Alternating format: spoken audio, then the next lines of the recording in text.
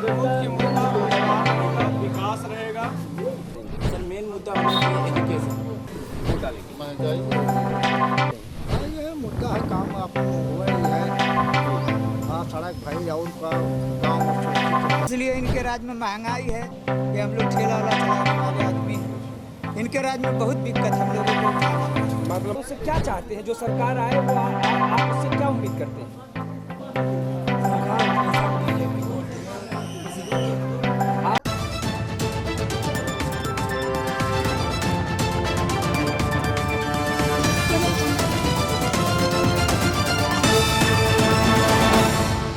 स्वागत है आपका न्यूज़ दर्शन भारत में। इस वक्त हम उत्तर प्रदेश के जिला सिद्धार्थनगर विधानसभा शोरतगढ़ में हैं और ये विधानसभा बागी विधायकों में नाम अमर सिंह का भी आता है। वहाँ पर हम आज जानेंगे कि आखिर जनता का मुद्दा क्या है, इस बार विधानसभा इलेक्शन का जो मुद्दा होगा वो क्या होगा। आइए बात करते हैं यहाँ पर मौजूद कुछ लोगों से। चुनाव में आपका मुद्दा होगा? हमारा मुद्दा बेरोजगारी है और मैं SSC GD 2018 कैंडिडेट हूँ। हमारे SSC GD 2018 कैंडिडेट 9 महीने से जंतर मंतर दिल्ली पे धरना प्रदर्शन कर रहे हैं। योगी जी मोदी जी हमको नौकरी देने के लिए बात कह रहे थे, नहीं दिए हैं। कि मुद्दा विकास का होना चाहिए सर। आपका नाम क्या है? फूलचंद गुप्ता। मुद्दा विकास का होना चाहिए। अब विकास इस सरकार में ये सबसे विकास ज्यादा वाला भोंपू तो सारी पार्टियां बजाती हैं। हाँ। अब सवाल ये है कि जो सरकारें आई, जी। इससे पहले भी सरकार सपा आई, बसपा आई, जी। बीजेपी आई, तो अब आप तो इतनी उम्र है कि तीनों सरकारों का जी। कार्यकाल देखा होगा। जी। तो मुझे ये सिर्फ पूछना है कि जो मौजूदा सरकार रही है अभी बीजेपी सरकार, वो आपके उन विकास के मुद्दों पर कितना खरी उतरी है? 100%। 100% खरी उतरी है। आपका नाम क्या है? क्या नाम बताया आपने? चंद्रचूड़ मिश्रा।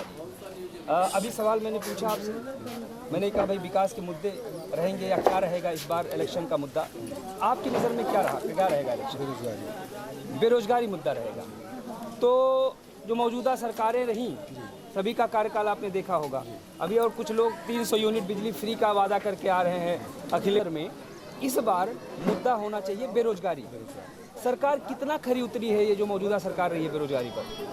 कोई 0% बेरोजगारी, यानी बीजेपी सरकार जो रही है वो बेरोजगार और आपके हिसाब से बेरोजगार और कर दी है। और बेरोजगार कर दी है। चलिए अच्छी बात है, आपने अपना विचार रखा, धन्यवाद।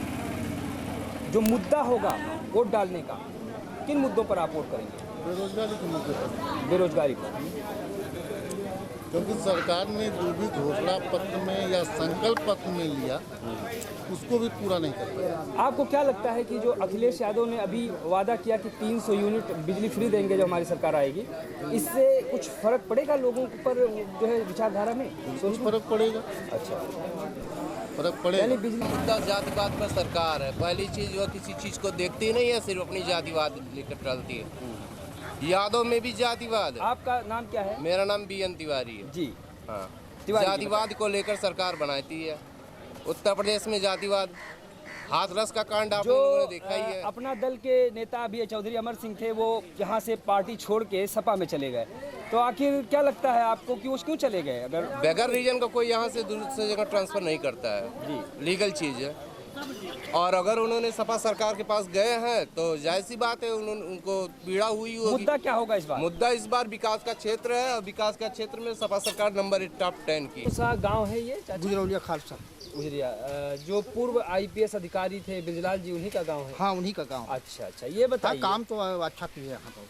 काम अच्छा हुआ है? काम अच्छा हुआ। जी जी जी। हाँ। तो आपका मुद्दा क्या रहता है वोट डालते वक्त? आप क्या सोच के वोट डालते हैं? ये मुद्दा है, काम अपन हुआ ही है जी। हाँ, सड़क भाई और का गाँव सुरक्षित रहे और का। अच्छा अच्छा, तो ये आपके मुद्दे हैं कि स्वच्छता रहे? हाँ, स्वच्छता रहे, बनल है। अच्छा अच्छा, हाँ, स्वच्छता रहे। हाँ, आपकी गांव की सफाई वफाई सब बढ़िया होता है। अच्छा, हाँ, सफाई बढ़िया है। बहुत अच्छी बात है। आपने हमसे बात किया। बहुत ज़्यादा है।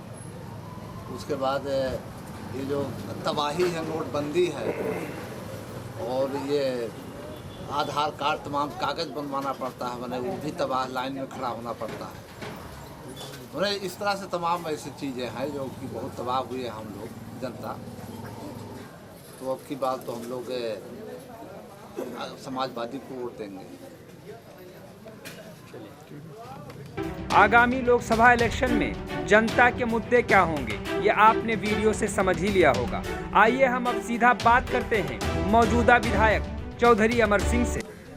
लोग आपस में बात करते रहते हैं कि 4-5 साल आप मलाई खाए और बाद में आप पार्टी छोड़ करके जिधर हवा बही उधर बह गए आप। अरे देखिए, ऐसा है कि मलाई काटने वाले जो लोग काटे होंगे, हम तो लड़ते रह गए 5 साल। आपने सुना नहीं, मीडिया के माध्यम से हर मोड़ पर मैं लड़ा हूँ। आरक्षण को लेकर लड़ा, महंगाई को लेकर लड़ा, लॉकडाउन पर लड़ा, किसान के बिल पर लेकर के लड़ा। मैं किसान का बेटा हूँ, गांव से जुड़ा हुआ हूँ। ये बात तो सही है कि आपको बागी नेता के तौर पे हमेशा बीजेपी में देखा गया। नहीं, बागी उसको तो कहा जाता है कहने के लिए, लेकिन सही बात रखने के लिए भी मैं उत्तरदायी हूँ, क्योंकि मैं पहरेदार हूँ। सूरजगढ़ का लोगों ने मुझे जिम्मेदारी दिया था। पार्टी में रहते हुए भी आप मुद्दों को उठाते रहे। बहुत उठाते रहे, मैं इस बात का गवाह है। क्यों नहीं उठाऊंगा? मैं ग्रामीण क्षेत्र का व्यक्ति हूँ। अगर 1,20,000 रुपया आप ग्रामीण क्षेत्र जो 70% आबादी गांव में बसती है, आप व्यवस्था बना रहे हो, और शहरी क्षेत्र को वही प्रधानमंत्री आवास 2.5 लाख दे रहे हो। जनता से आज हमने पूछा कि आखिर आप किन मुद्दों पर वोट देंगे, आपको क्या लगता है जनता आपको क्यों चुने, क्यों वोट दे? हाँ, ये सही कहा आपने। बिल्कुल, देखिए, मैं भारतीय जनता पार्टी के प्रचंड बहुमत वाली सरकार में 9 सीटों के साथ अपना दल के साथ सिपाही रहा, सरकार में साझेदारी रहा।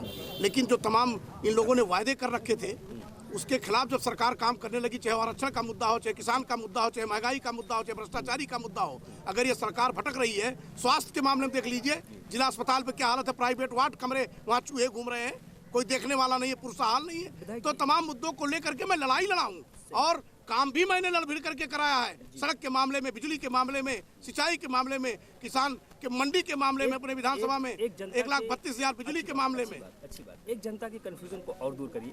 फिलहाल क्या माने, जनता बड़ी कंफ्यूज है। आप किस पार्टी में है? बीजेपी में है, सपा में है, या लोकदल में है, किस में है? अरे भैया, मैं तो 14 तारीख को समाजवादी पार्टी का सिपाही आदरणीय राष्ट्रीय अध्यक्ष श्री अखिलेश यादव जी ने मुझे बनाया, सदस्यता दिलाया है। ये तो पूरा देश नहीं, पूरा विश्व जान गया उस समय। 14 तारीख के उस मंच पर था मैं, समाजवादी के मंच पर।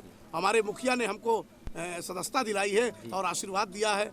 तो अपनी विचारधाराओं के तहत हमने समाजवादी पार्टी ज्वाइन की है। इसलिए की है कि आदरणीय अखिलेश जी ने अपने मुख्यमंत्रित्व काल में सन 12 के सरकार में किसानों के लिए, नौजवानों के लिए, बालिकाओं के लिए, स्वास्थ्य के मामले में, सिंचाई के मामले में, किसान के लिए बहुत कुछ दिया है। जो कहा था वो किए भी है, सबको पता भी है, और इधर कह भी रहे हैं जो वादे किए उन्होंने। आप हवा के रुख में नहीं बहे? नहीं, देखिए, हवा जो हवा चल रही है, लोग कह रहे हैं कि अभी अखिलेश की हवा चल रही है, इसलिए विधायक जी उसमें बह गए। नहीं, अखिलेश जी की हवा तो चलनी थी, क्योंकि वो काम करने वाले नेता है समाजवादी।